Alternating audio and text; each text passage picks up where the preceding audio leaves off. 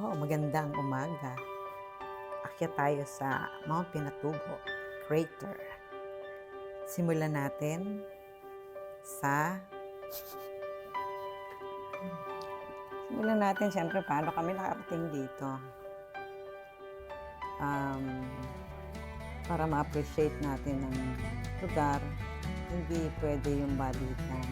Siguro overnight para magandang iyong mood. Okay? So, sumakay kami ng 4x4 papuntang Porac. Ang ganda talaga ng ating bansa. Meron tayong parang katulad ng ini-imagine ko na lang na yung mga ashfall na galing sa bundok mga snow. Ang ganda-ganda ng ating Pilipinas. Pero syempre, yatak at paglakbay. Dahil sa pagsakay pa lang yung sasakyan, kung ikaw ay buntis, sigurado malalaglag at sasakit ang tiyan mo sa alog habang kayo bumabiyahe papuntang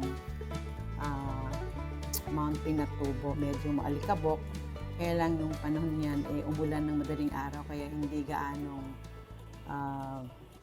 maano yung kalsada, hindi maalikabok. Akala ko kami lang ang pupunta sa lugar na to dahil ito ay natapat ng Lunes. Pero marami pa rin pupunta dito. So kami dadaan ng mga maliliit na ilog to. Pero medyo mabato. So kung madadapa ka pag mahina ang iyong tuhod. So kailangan prepare din ang iyong katawan. Okay? So medyo naglakad kami ng isang oras na madadaanan mo ang mga iba-ibang trail dahil nagbabago ang daanan tuwing may malakas na bagyo at ulan. So palipat-lipat ang meron kaming dalawang guide na nauuna at yung isa ay nasa likod. Siyempre hindi namin alam kung saan ang trail. Pero merong tinatawag silang taga-maintain kung saan pwede dumaan ng mga tao. So merong mga nilalagay na palatandaan, nilalagay ng mga bato. Parang palatandaan na yung daanan. Dahil merong mga area na anod na ng baha. So paiba-iba yung trail. So nung nakalipas na ilang taon, hindi dyan ang daanan. Pag may bagyo, lilipat ulit yung sa kabilang side. So mas maganda kung meron kang nakahandang tsinelas, minsan mababasa kayo. Or since sanay kami maglakad ng malayuan talaga. Pero yung aming nilalakaran dati, dire-diretso. Ito merong akyat baba. So, kailangan matibay ang tuhod. Pag hindi, madadapa ka.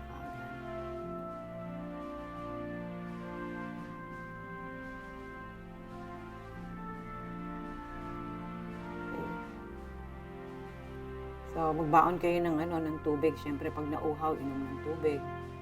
Yung merong mga maintenance, siyempre, bago kami umakyat dyan, yung 40 years old and above, chine-check yung blood pressure. Kasi baka tumaas habang sa init ng araw, pataas yung blood pressure. So, inom na kayo ng gamot kung meron kayo mga maintenance. So, nung narating na namin yung takbo, siyempre, appreciate ko yung ganda ng nature. Kumbaga sa pampatanggal din ng stress. Hindi puro trabaho, di ba? Bigyan natin ng time ang ating sarili. Love yourself, kumbaga. So, yan, ang ganda ng crater. medyo mas, para sa akin, parang katulad din to ng nasa Bulusan Lake. Medyo malaki nga lang ito. At, ayan. So, yung tinatawag nila the beautiful disaster kasi kahit nagdulot ng pinsala, after ilang taon, more than 10 years, ito na ngayon ang crater ng Mount Pinatubo. Ang ganda-ganda pala. Okay. So, pwede kang umupo dyan. Tingnan mo yung daloy ng tubig. Ang ganda. Kulay asul.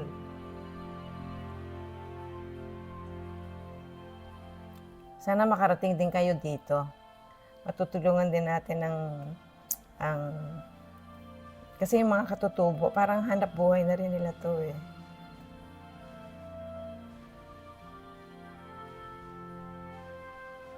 So, ito yung para siyang snow. Actually, ash lahat yan. Yun yung mga, para siyang mga, ito yung tinatawag nilang Toblerone. Kasi para siyang katulad ng Toblerone na merong mga hati-hati yung bundok. Pero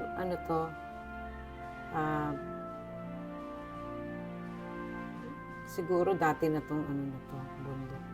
Ganun talaga yung parang meron siyang hati-hati, parang Toblerone.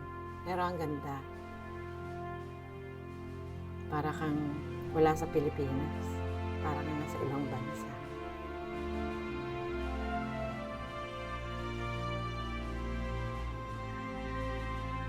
Sana makarating din kayo dito.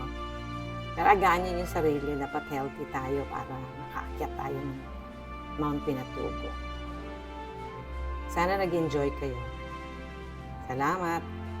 Please like and subscribe.